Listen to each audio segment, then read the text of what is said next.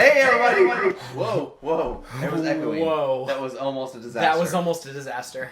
Alright, let's start this again. Not quite. Hey everybody! Welcome to Flash on Target. We are your hosts. You can find us online at stayontargetpodcast.com. That's right, Chris. Yeah. Do I need to scoot up? No, I think you're good. I think Okay. you're fine. I like how you're wearing this green hoodie. It makes me feel like I should be wearing red right now, Ah. and we would be the crossover of the Flash and Arrow. Which did not happen this week. It did not happen this week, and Is that even next week? it's next week. Yeah, It is? It is. Oh man. It is, in so fact. close. It's so exciting, dude. And in fact, I think they showed a different teaser than they had before during this episode of The Flash. And Yeah. it was really, like, I'm excited. I'm really intrigued about it. I've kind of been expecting more of a build-up to it than we've had thus far. And so, like, with The Flash and on Arrow, I kind of wish we were teasing it maybe a little bit more. Yeah. But this week on The Flash, we did have a little bit of crossover with the Arrow universe. The Clock King apparently escaped from Starling City and came down to... Why don't I remember this? Because he was he was a villain, man. Wasn't he a villain on last When? season? I'm pretty sure like he was a one-off villain, but they didn't kill him. He was one of the few that the Arrow didn't kill. You fact check that. I'm gonna fact check this. While I talk about, they made a mention of Felicity in that she has reprogrammed all of Cisco's computers to do to find people and do miraculous things like that. So that was kind of a crossover. Yes. Yeah. So Just a kind of a Easter egg mention from her. Yeah. from him. From him. Cisco. Yeah. About her from him. There you go. So yeah. While you check that, let's talk about the Clock King for a minute in this episode. Actually, let's kind of start with this. Just an analysis of this episode. I really liked how this episode shaped up. Like at first, I didn't think I was going to like it very much because my stance on superheroes without superpowers. I pretty much hate them. Right. Immediately whenever that happened, I was like, Chris is gonna hate this episode. Chris is gonna hate the depowered superheroes. Yeah. Well, I mean, if you want to go into, I don't think we've gone into that particular that opinion on this podcast. We've gone into it before. Didn't he almost lose his superpowers earlier in the season, though? I don't know. Anyway, just a short version is, I don't tune in to watch The Flash, not be The Flash. A slow Flash. That's not a TV show. That's Correct. called The Slow. The Mud. Yes. I don't tune in to watch that show. No. I tune in to watch The Flash. It's true. So if I have The Flash that doesn't run around, that's always a cop-out, man. Like, I hate it, it's kind of like, well, we've made our superheroes so overpowered that no villain can rise up and challenge them in any legitimate way. So what do? We have to depower them. Got to take away their power somehow. And that all kind of stems, I think, from Superman. Right. The kryptonite, because he's Superman. How are you going to beat Superman? Right. Unless you take away his powers? Because literally, he is unbeatable almost. Yeah. I'm just not a fan of it. Almost. I have, we talk about, for instance, whoops, sorry about that. I'm glad my face wasn't like right next to the microphone. The microphone, whenever you hit it, would have smacked me in the face. Whenever JMS was writing that year of Superman, and he's just walking around without his superpowers. Let's pretend that year of the Superman comics didn't exist because it was just boring. Now let me tell you something was weird about that is he's walking around. Okay? Yeah, walking around the Earth. But then he'd go do something with his superpowers, but then come back and pick up for walking where he was. Where he left off. It's like if you're going to go into superpower fast and you're not going to use any of your super, just don't use them at all. Well, also I think there was some weird stuff about that. Like from issue to issue, he didn't get very far. Like he really didn't. Like he didn't walk very I feel like they should have shown more of the diversity of even if it's only a U.S. Walking around the U.S. Yeah. Oh, it's like a map with a dotted line. Well, it's if he's only walking in our country, kind of like Indiana Jones style, right? Pan across the map. They and should it shows show where you gone. Yeah, and say hey, 2 weeks later he's in this town or whatever, and it's a completely different type of town. But it's every place he went was exactly the same. He wasn't speed walking. No, he was just walking kind of moseying around. Yeah. And so I don't think you would get that far. I honestly also think that the time period was supposed to span a couple months. Yeah. Was it supposed to span an actual year? I don't think so. I don't know. Time, man. How does it work? That's a complete side note. However, do you remember the resolution to that? Why was he all moody and depressed and walking around the Earth? I can't remember. It was something with his home planet. Some weird explanation where there was alien took over his brain. Well, there was like something living in his supervillains were living inside of a capsule in his brain.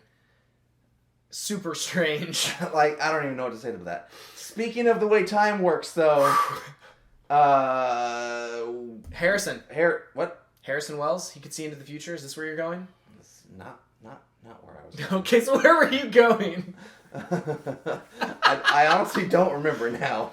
That's okay. Did you find out if he was in? He was totally in season 2. In season 2. Yeah, in season 2 of Arrow, he which episode? He hires 2 criminals to steal the skeleton key from Cord Enterprises. Remember that episode where we stole the skeleton key, where like you could hack into almost anything or whatever? Yes. Yeah. And I do remember. The Clock King murdered the guys who stole it for him, and all of this stuff. He's a really vicious guy. What did Oliver do? Well, he beat him, obviously, and put him in prison, looks like. Yeah, so, I mean, apparently he broke him out of prison? Who broke him? Yes, he was presumably arrested, is what this says. Ah, okay. So, either he broke out of prison and got caught in Central City, or they mentioned something about a transfer for him to go see his wife, was it? Yeah. And no, his sister. His sister, that's right. Because that's who he was doing all of that for in Arrow. No, he mentioned that he wasn't allowed to. Yeah. So it's like, I don't know, was he in a prison? Did they transfer him to Central City and he's in the prison there? Did he escape and then they broke, like... I don't know. The one thing I thought that was weird about his encounter with Barry, though, was the fact that Barry is coming out of the going into the elevator and he's coming out. Barry goes in and then he stops. Do the cops with him say, "Come on, man, quit talking to this guy," like they normally would? No, they just stand there, let him have this conversation with Barry, and then they're like, "Come on, enough of that." It was weird. That is a weird interchange. Like, they should have had that exchange, like, riding on the elevator together. Like, they should have been like... That would have been fun. Like, he's going to one floor and Barry's going to a different floor, and they overlap a couple floors. Yeah. And so, like, that's how it should have been scripted. That's how it should have happened. I like that. That would have been a much better way to do it. Yes. Let's continue with this time theme. Yes, time theme. We can go ahead and talk about how Harrison sees in the future. That's unbelievably annoying. Now you know why Captain Hook was so insane. That's true. There was always the ticking clock in the crocodile. I'd be trying to kill that crocodile as well. Or was it an alligator? I can't remember what the difference is. It has to do with the teeth. Anyway, it does. And the region, like... We need to move on. I took a screenshot on my phone of the newspaper at the very end. Nice. A couple things I want to talk about this. Okay. So, first... yes. Whenever Barry disappears, the Flash goes away completely from the newspaper. Right. Okay. At the end, he comes back, and the headline is, has it been this the whole time? Flash missing, vanishes in crisis. Because he looked at it before, like earlier in the episode, and it was fun. He's checking the same day over and over again. I don't know why he's checking the same day. It's April 25th, 2024. And the way it's worded is very interesting. It says, Flash missing, vanishes in crisis. So are we talking about... like a crisis on Infinite Earths? That was a real gasp, by the way. Okay, so here's the other comment. Okay. So right now, in the corrected future, where there is a Flash, the headline down on the bottom says, "Red skies vanish." Whenever he wasn't going to be there, it said something about the red skies are looming or are coming. Like, what does that What does that mean? What are the red skies? Let me do a little bit of searching here. A little bit of investigative journalism here. While I talk about Iris. Yes. I like where her character kind of ended up. And honestly, I'm glad that the Flash wasn't able to be there for her this episode, because she's kind of been, like, really starry-eyed. Like, it's always, you think about the time in your life, you always, people talk about, like, whenever you realize, like, your parents aren't perfect, like, there's a point in, like, when children all realize, their parents aren't perfect. And so, like, okay, cool. She's realizing that her someone she looks up to is not perfect. And that's a good thing. Like, she kind of she's putting all this faith and trust in the Flash. Oh, it's okay. The Flash will save us. Like, she says that a couple times. Yeah, a couple times she said that. And it gets broken. And she finds out that, no, sometimes you just have to do stuff for yourself. And I like that, especially in relation to the Flash, just because it's like, it is unrealistic to expect any superhero, no matter how powerful, to always know what's going on, always be there for you whenever there's a crisis. For sure. And you kind of even saw that, like, whenever she talked with the Flash later, you kind of saw that, he tried to say, I'll be there for you next time. I'll never leave you alone again, or whatever he said. And she was like, my best friend always says that, and he's always late, and so I like that idea that while Barry has like these good intentions, he can't always be there for her, right? And it's unrealistic for her to expect him to be, and so I like that dynamic between the two of them. So yes, Crisis on Infinite Earths does reference like there being blood red skies. The Joker references them blood red skies during his rampage, declaring that every other crisis gets funky mood lighting. So yeah, anyway. So that's what they're teasing. Yeah. It happens in 2024. Now that'd be nuts. Let me let's talk about time again. Okay. Okay. Dude, I see a theme here, a through line for all of this podcast. Harrison mentions whenever he's doing his logs, right, that it's been 221 and then 222 days since the incident. That's been a long time. Yeah, long time. How long was he in that coma? Like 5 months. 5 months. So, in the past 6 episodes, we've spanned a month or so at least, like 2 months, 3 months. No, if he's saying it's been almost a year, it's been like 6 months, dude. That's crazy. So, like, we spanned like 6 months in 6 episodes, which seems like way too long of a time. However, like, Felicity showed up, and we know when that is in the Arrow universe, and now we know... But we also know when he became the Flash. He went and saw Oliver. And it definitely hasn't been 6 months in the Arrow universe. That's weird. It is weird. Like, it'd be interesting to, like, actually, like, detail this out and put it in a timeline and fact check it against itself. Well, because even within on some of the episodes of the Arrow, like we talked about last week, I think last week's episode took place in one night.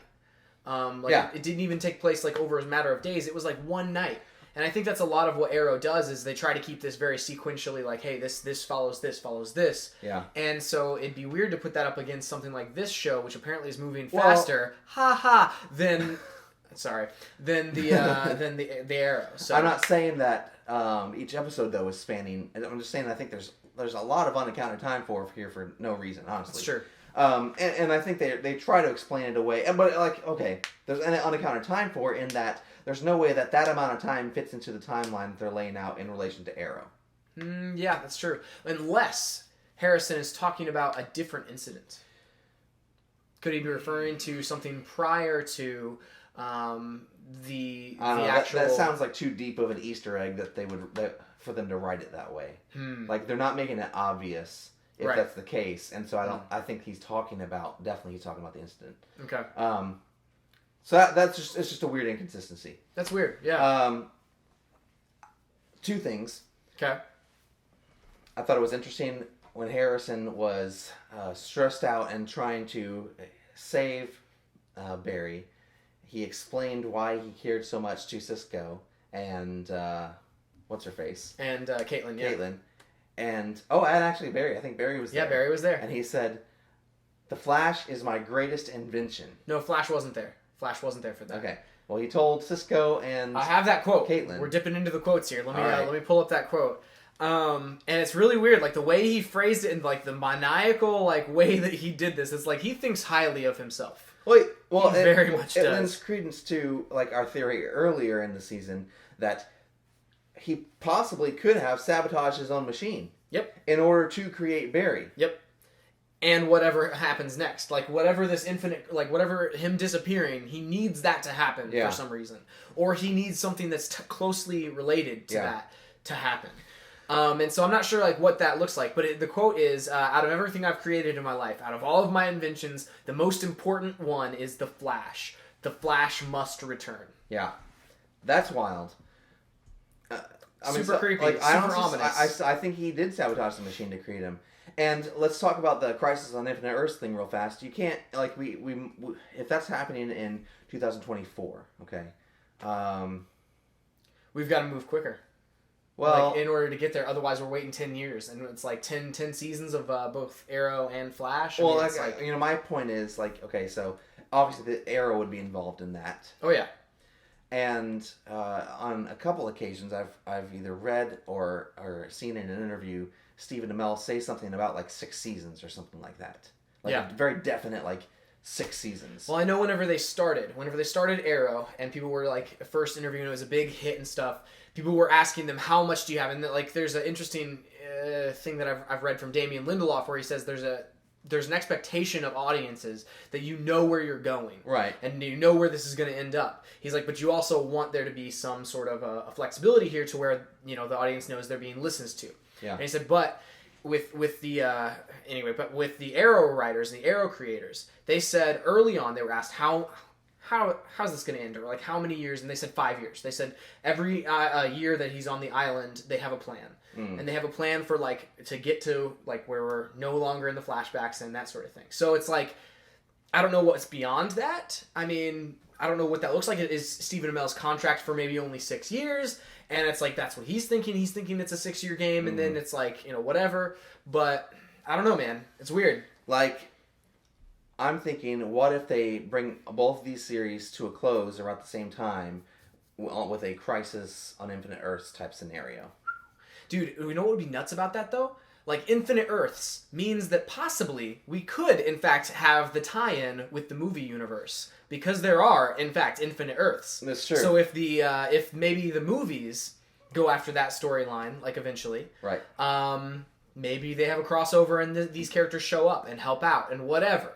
But that could be incredibly epic. Well, what's crazy, also crazy, is like, so there was news this week from Entertainment Weekly, like they did an interview with the executive producer of Arrow, Flash, and now the new Supergirl TV show that's coming on CBS. Right. And he mentioned possibly Supergirl crossing over and existing in the same universe as Arrow and Flash. That would be so cool. So, Super cool. what if we end up with all 3 of these series, like somehow coming to a close in a Crisis on Infinite Earths type scenario, and somehow it opens up like the multiverse to the movies, or at least the cool thing is at least that allows for the existence of these 2 separate universes within the same universe. Right, because even like in the comics and things like that, and that'd be okay. So first of all, let's just throw this out there. That is a very like hardcore comic book sci-fi storyline to have in these shows, like to have into media. Like just normal person doesn't necessarily want to think about those things or like to think about, but the success of like Star Trek and things like that, like there are things that if it's done correctly, it's super popular. Yeah. People love it. That's what I was going to bring up is the new Star Trek films kind of branched off on this alternate timeline. Yep.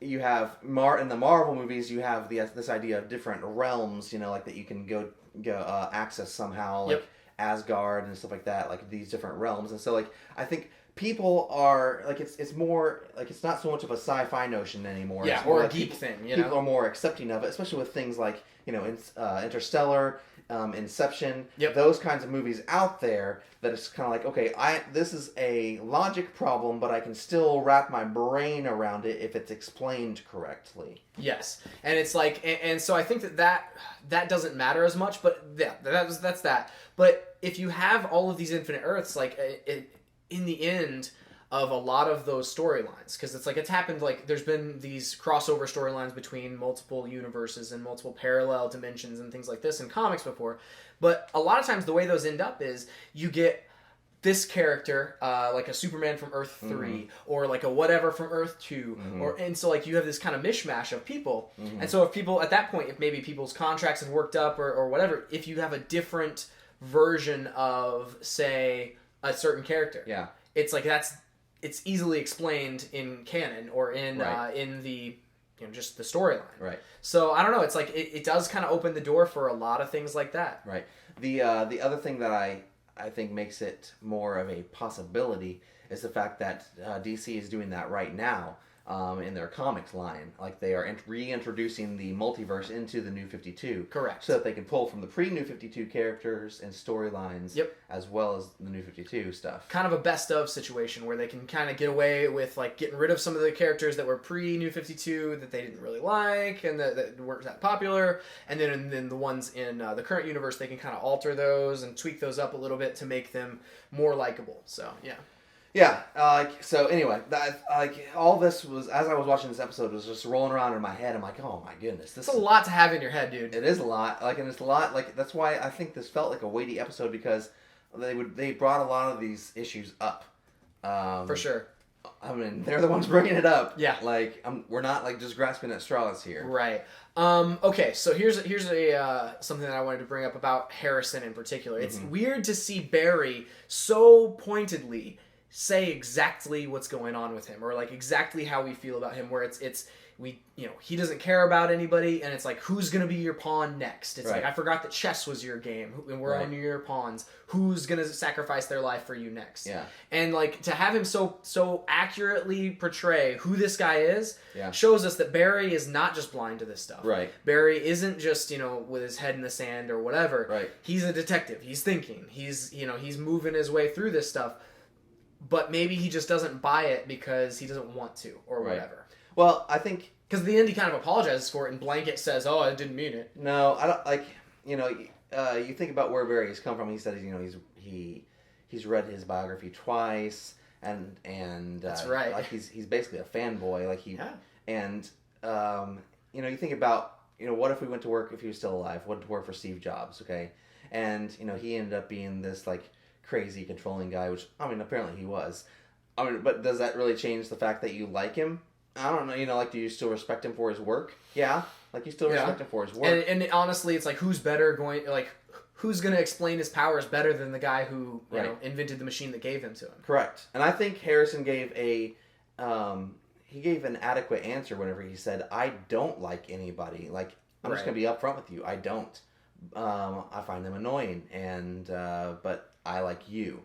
Right. Which is true. I don't think Barry understands the depth to which he likes him. Yes. Because he sees them as his creation. Yeah. Well, he not only sees it's like he's his son or whatever. It's like this is something that he's done, and not only that, it's something that he created for a specific use, a specific purpose. Mm-hmm. And so, anytime anything has in any way threatened that, he's eliminated it. Which was really funny whenever he goes, he's like, he's a murderer, Barry! And it's like, look who's talking, you crazy fool. Yeah. Let's talk about the end real fast. Okay. Before we move on from Harrison. So number one, they're keeping this dead body just in an unrefrigerated place. Well, but those things are designed, those little compartments are designed to do whatever they need them to do. So I would imagine that they could probably refrigerate it and keep it, suck all the air out of it. Refrigerated. Or whatever. Well, at that point, he had the door open. So. He took the guy's blood, and he said, "You were able to steal the Flash's powers." Not entirely true. Not true.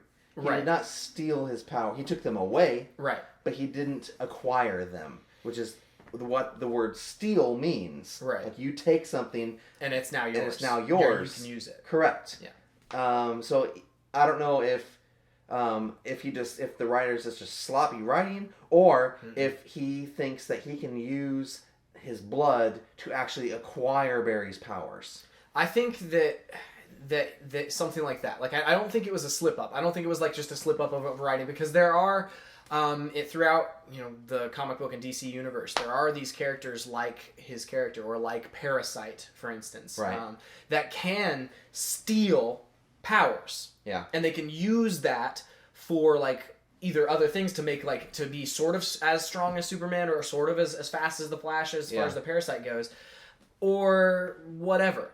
This is also, it introduces this idea that what's his name? Amazo. We've obviously in Arrow had the ship called the Amazo or whatever.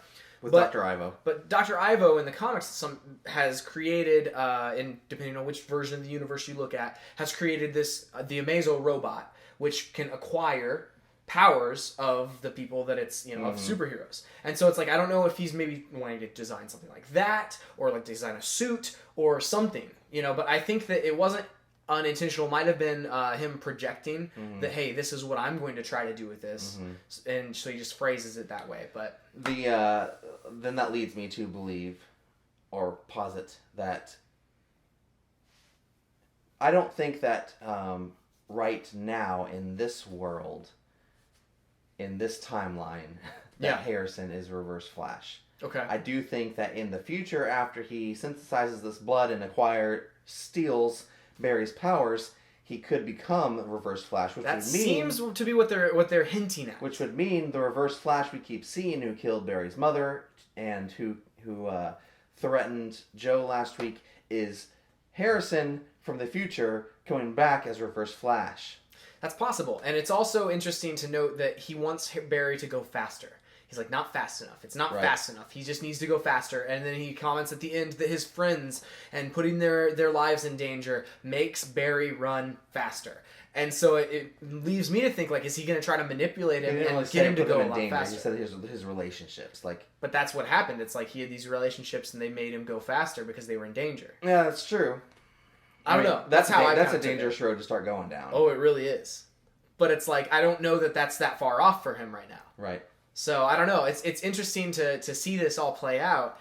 And if he's going faster and faster and faster, time travel, I mean, if you go faster than the speed of light, technically, time travel wouldn't be a problem, really. It's theoretical, but yeah. And so, I mean, if we're talking time travel somehow, you gotta get going fast enough. That's true. You gotta test those barriers. So, I don't know, dude. Like, Harrison is just a big old ball of mystery. Dude, it's really weird because, like, I wrote down, like, I would listen to him monologue. Like, I hope that he's, like, cashing in and, like, has Audible books out there where you can buy a book of him reading it or whatever. Because, like, his monologues always are just, like, the coolest. Yeah. It's like, it's like, what's his name? Mufasa. James Earl Jones and, like, those guys. Like, I feel like his voice can be that way. Like, he has this cadence about it that I would listen to all day long. Let's talk about the rest of the episode for a second. We start off with kind of a freak of the week, a la Smallville. Again, I didn't dislike the explanation though for why they. This is what I don't like about the way that they're explaining their powers. It always has something to do with like the activity that they're taking part in whenever they got zapped. Whereas Barry's does not. Was he on a treadmill when he got zapped? No. Was he running? No. Not at all. None of it. So like if you're. There were these chemicals that flew up in the air. There doesn't need to be a one-to-one explanation why you got this power whenever you're doing this activity whenever this happened. Correct. That does not need to happen. And that's very Smallville-esque because, like, in Smallville, they would encounter this color of kryptonite and they'd be doing something. Right. And whatever they were doing at the time is what they turned into. Right. You know, or, like, if he's really mad, he turns into Flame Man. Right. Or whatever, you know? Right. So it's, like, it's very... It's, like you said, it doesn't seem like we need these explanations. You don't. And honestly, it's like, I feel like it dumbs it down a little bit whenever you do give these explanations. Right. Well, speaking of dumbing down, later on in the episode, whenever Iris gets the gun from the ankle holster, like, literally it happens, and then 2 minutes later we have a flashback to 2 minutes before to explain. I'm like, we just saw this. Do you think we're this dumb that you need to explain that? Well, and also the explanation came before she actually drew the gun. Right. And it's like that should have, if there was an explanation, it should have happened after she drew the gun. That flashback should not even exist. Something that's like a storytelling thing in my mind is and I've said this before on I think our main podcast in reference to some movies and things. Flashbacks really shouldn't happen until there's a question about something. Like, until there's a question in your mind. Because flashbacks, just by very nature, are exposition. They're just explaining a scenario, or they're explaining something. Right. And so, if for this to have, like, no question in my mind, it's like, okay, how's she going to try to get out of this? Yeah. That's not really the question that needs to be answered. But the question that needed to be answered was, she draws the gun, and then I go, where'd she get the gun? Yeah. That's whenever you need But then all you need is to pan down to Eddie and see his ankle holster empty, you know? And like, it doesn't even need to be a flashback. It needs to be like he's sitting there dying and he just looks and it's gone, you know? Like, He's sitting there dying. I mean, that's what he's doing, you know? He's bleeding out. I mean, it's true. Anyway, that was just a side note. Okay, so here's some... That was a very brutal moment whenever he got shot. Man. Woo! Like, that was hard for this show. Like, this show is usually kind of bright and whatever. It's Right. like the most that we've gotten is like Barry getting punched or like smashing a cell phone or threatening someone's life or whatever. But we've never seen like someone get shot, blood fly. Yeah. Well, we saw like earlier 2 other people die. Basically, yeah. I mean, I assume they're dead. They got shot pretty brutally, and he said that they were dead. Yeah. Whenever he's talking to the negotiator or the captain, who was that? Was that the captain? That was Singh. Yeah, director Singh. Which it would probably be a negotiator, but that's fine. He just wanted to talk to the boss man, Chris. He just wanted to talk to the boss man. Doesn't everybody? And director Singh seems like he's arrogant enough to pick up that phone call. But so like in the midst of this episode that had these trappings that like you've got Barry without his powers, dumb. You've got like this freak of the week, dumb. You also have these really cool scenarios where it's like there's a hostage situation. Yeah. In in the police precinct, you have this power outage from this guy who's basically a terrorist. Yeah. Who is just feeding off of different superheroes' powers. This is something that wasn't explained. I feel like that guy who was burnt up at the beginning.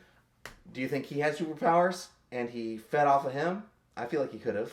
Or was he knew how many volts a human could. Yeah, I think that might be more accurate. He could steal from a human. Right. I mean, I think that this guy he has a potential, like, if you want to look at it like this, a drug addiction. Right. And he just absolutely needs to. I mean, that's what they were implying. And so if honestly he's in this place and it doesn't have any power, because they were saying that construction area really didn't have anything to feed off of or whatever, a human being's there, walks up on you, zap. That's true. That's true.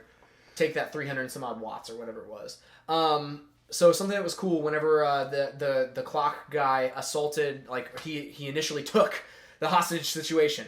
It was crazy because like right before that, director Singh had been like, it's a pretty quiet night. You know, there's not that many people on call right now or whatever. And so it explains this because immediately whenever he does this, I was like, no, the cops are gonna shoot him. Yeah. And then immediately the cops try to shoot him. Yeah. And he kills the cop. Right. And so, I mean, but obviously Joe isn't going to because his daughter's right there. He's going to try to like calm the situation down. Right. De-escalate the situation. De-escalate the situation.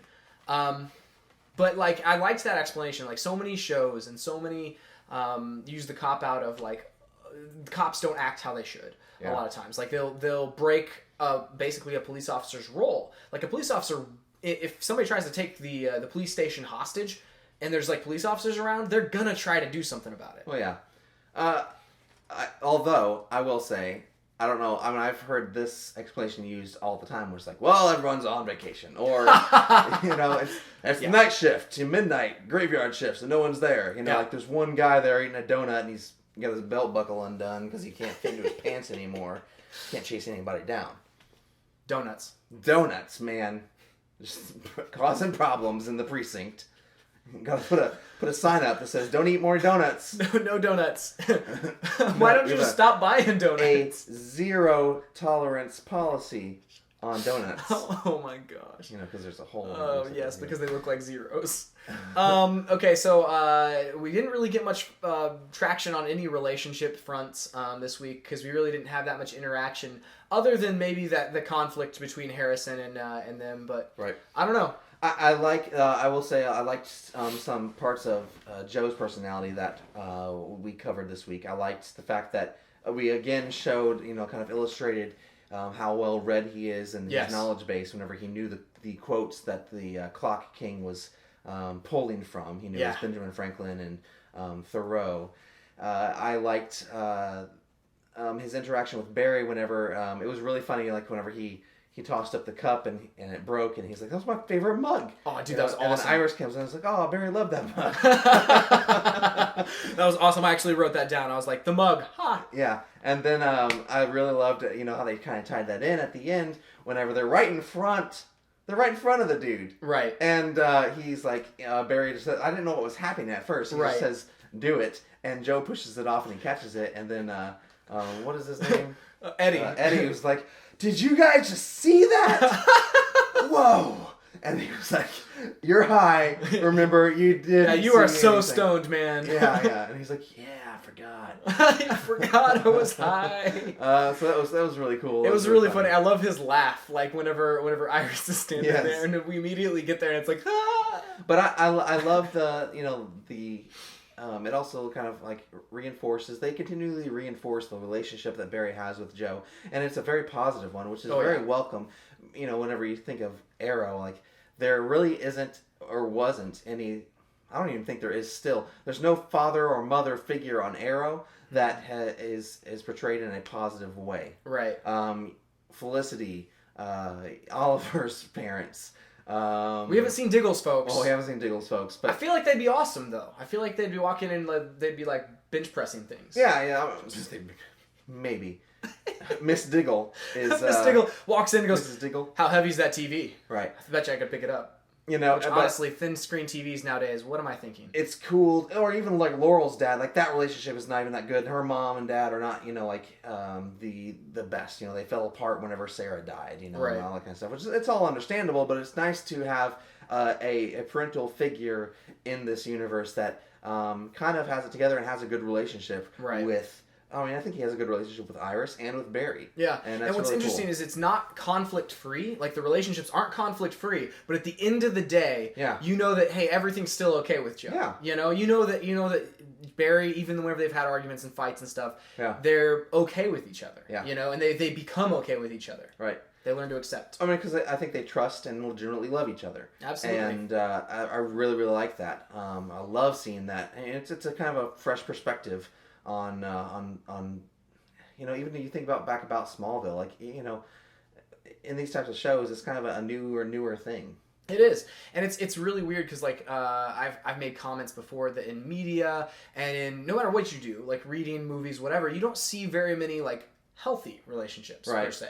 Like they feel like they have to be this massively abusive, flawed relationship for people to actually like even like brothers and sisters or even like husbands and wives. Like you don't see very good teaming up representations. And like I said, that doesn't mean that there can't be conflict. That doesn't mean that there can't be a story there.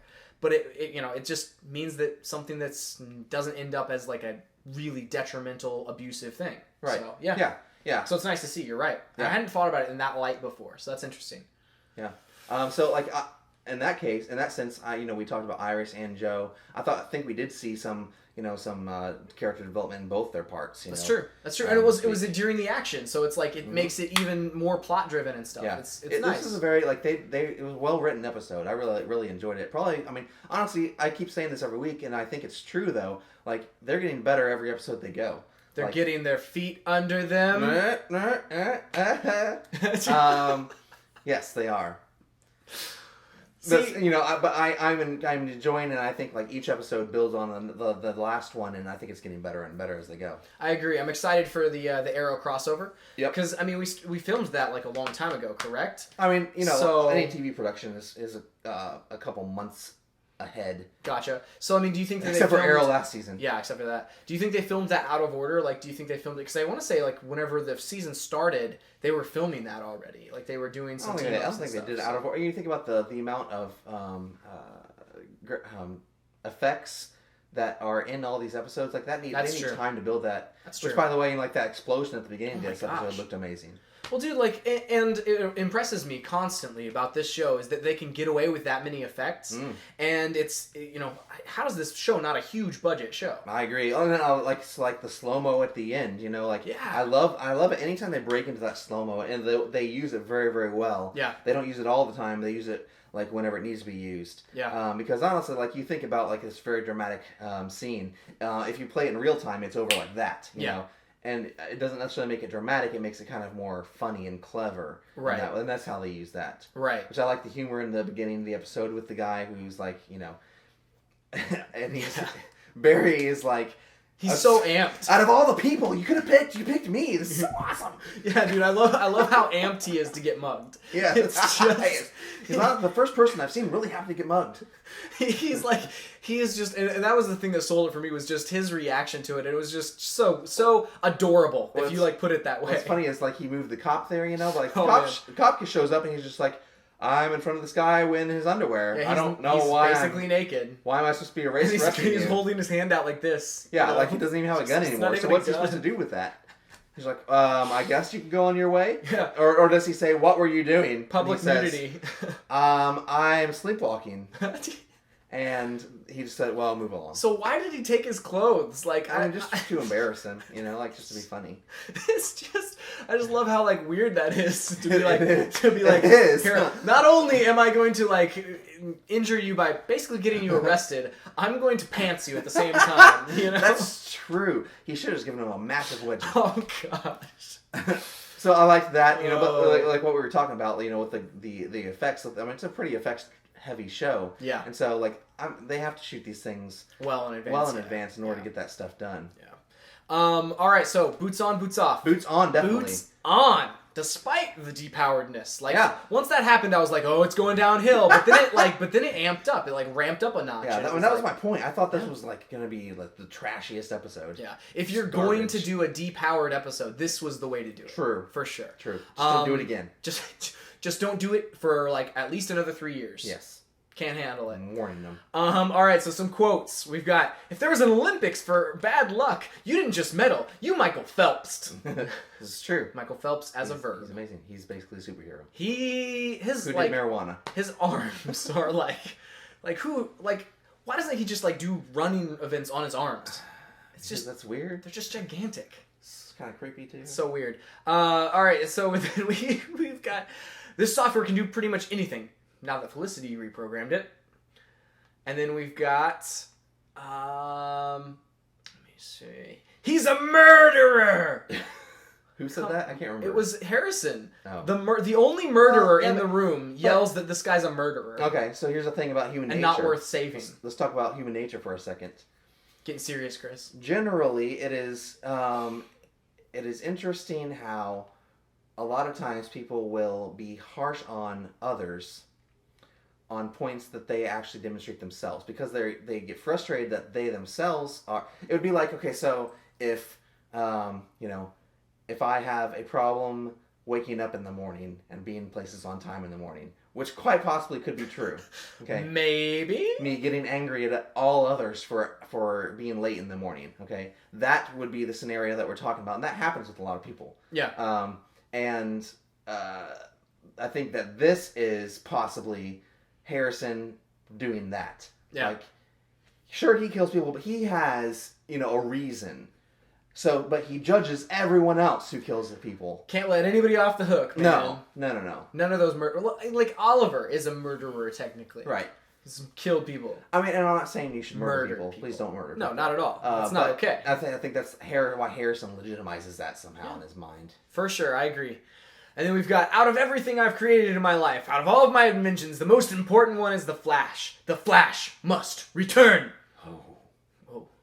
And then we've got, someone once told me that I was struck by lightning because it chose me. I don't know if I believe that, but what matters is what you believe. Whenever he was talking to Caitlin about turning on the power to fry him. I don't think it chose him. I don't think it shows him either. But I think Harrison knew it would cause him to beat the Flash. Right. Whereas the it in that sentence is Harrison. Yes. It chose him. It. Harrison. All right. And I liked that Tony got some redemption this episode, by the way. That's true. And despite the fact that he died, what are we doing? Killing off our good villains. We killed 2 villains this week. 2 villains! And we only really heavily featured 1. Yeah. We lost a good villain this week. We are negative a villain. We talked about this, we've talked about this, where you just kill off these villains and we're well, you can't use that anymore. Whereas I think I know it's an old trope and I don't, like the fact that Oliver all of a sudden in season 2 decides he's not going to kill people anymore. But I do like the idea, the Batman idea, which they've kind of tried to do, where everyone goes to Arkham and then they can break out at any time and you can face them again. Yeah. And it's that just becomes the looming thing. It's they're sitting on top of. That's what I thought was going to happen this week. Yeah, I thought it was going to be a jailbreak. Yeah, for sure. All right, and then so I liked how Tony got the redemption there at the end, where he's run, Barry, run, Yeah. And I liked he had some humor. He was so you know me, I'm always looking for a good fight. Exactly. And then we've got Barry saying Tony might have been a bully now and then, but he didn't deserve to die. No, didn't deserve to die. Nope. That should have been directed at the writers. I feel like the writers, come on, guys. He didn't deserve to die, guys. Deserve to die. All right, then we've got, we're all just pawns to you. So what's your next move, Doctor? Which one of us dies next? And that's what all the characters are saying to the writers. Who's going to die next? Dude, the writers are Harrison. You better watch out. They're Harrison. They've got these grand designs for Barry, and no one's going to get in their way. No character is going to get in their way. Write them off the show. Going to write them off the show. All right, so you can follow us online, stayontargetpodcast.com. Yep. This week, I don't know what we're talking about. It's going to be movie-related, though, maybe. It will? Oh, yeah, it's because we're in November movie month. We're wrapping up November movie month. It's been a long month. It's been a crazy month, dude, because we did 2 reviews in 1 week, like, first week. Yep, we have, if you go to our website, stayontargetpodcast.com, or find us on iTunes, you can look at our Interstellar review, our Big Hero 6 review. We have a Mockingjay review. We also have a discussion about... what was that discussion? Some kind of movie discussion. Another week. You can view that as well. I think we had a list of... It's a blur. Yeah. By the way. Yeah, this month, a blur, like The Flash. It's been a blur. So anyway, you can find all that online at stayontargetpodcast.com. Next week, we're going to probably do an extra long episode on the crossover. So it will post both here and on the Arrow podcast. They will be the same. We will talk about them both because it will hopefully be the same story. If it somehow divides it up and it's just like a weird kind of crossover, we'll do 2 separate ones. But it'll probably be one massive episode talking about both episodes. And we will let you know as well. You can follow us on Twitter for all of the updates and all of the crazy things that come into our heads at JohnWright777 and ChrisWright250. That's it for this week. We'll see you next time on Flash on Target.